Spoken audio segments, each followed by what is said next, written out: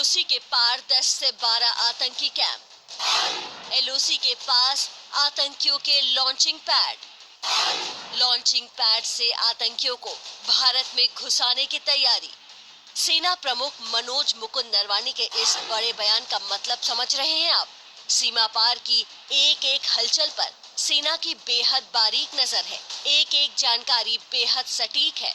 कश्मीर घाटी में पाकिस्तान से सप्लाई किए गए आतंकवाद की सुरक्षा बलों के हाथों कमर टूट जाने के बाद अब पाकिस्तान एक नई खेप पहुंचाने की फिराक में है। एबीपी न्यूज के साथ एक्सक्लूसिव बातचीत में सेना प्रमुख ने ये बड़ा खुलासा किया है। इसमें तो कोई शक ही नहीं है कि टेररिज्म सरहद के उस पार से ही आ रहा है। एलसी के उस पार 10 से 12 कैंप हैं। हर कैंप में टेररिस्ट लॉन्च पैड में मौजूद हैं और वो सिर्फ मौका ही देख रहे हैं कि कब और कैसे इन्फिल्ट्रेट कर सकें और JNK में आके कैसे वो इस किस्म के टेररिस्ट रिलेटेड इंसिडेंट्स करें। लेकिन जैसे मैंने कहा, इसके ऊपर हमारी कड़ी नज़र है और हम पूरी कोशिश करेंगे कि वो नाकामयाब हो। तो सेना के पास खबर भी पुख्ता है और उससे निपटने की उसकी तैयारी भी पूरी है। जो पाकिस्तान कोरोना जैसे बड़े संकट के बीच भी कश्मीर घाटी में आतंकियों की सप्लाई कर रहा हो, उससे सुधरने की उम्मीद भी नहीं की जा सकती। खुद प्रधानमंत्री नरेंद्र मोदी भी पिछले दिनों सारी दुनिया का इस ओर ध्यान दिला चुके हैं। Even as the world fights COVID-19, some people are busy spreading other deadly viruses such as terrorism, such as fake news and doctored videos to divide communities and countries.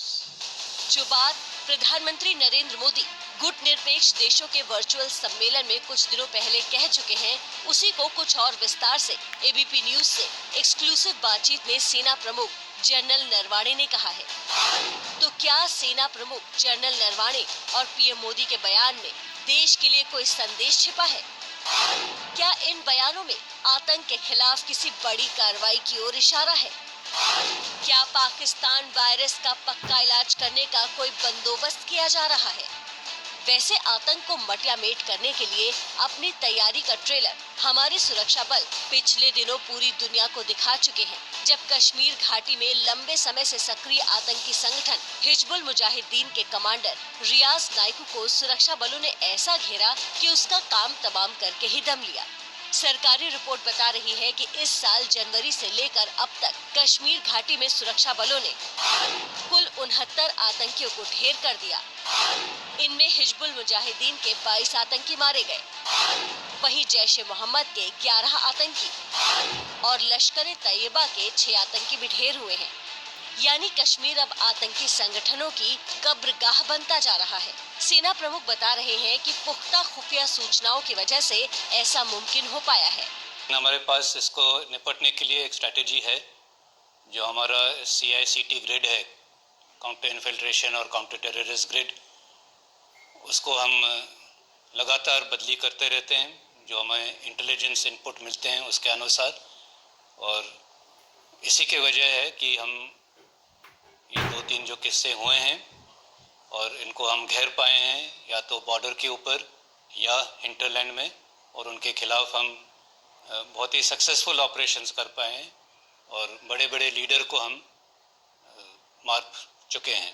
तो ये तो होता रहेगा, और लेकिन जो ओवरऑल स्थिति है टेररिज्म की, उसमें ज़रूर सुधार आया है। तो सेना प्रमुख कह रहे हैं कि सुरक्षा बलों की सक्रियता की वजह से कश्मीर घाटी में आतंकवाद में कमी आई है, लेकिन सरहद पार से पाकिस्तान और उसकी सेना अपनी नापाक हरकतों से बाज नहीं आ रही हैं।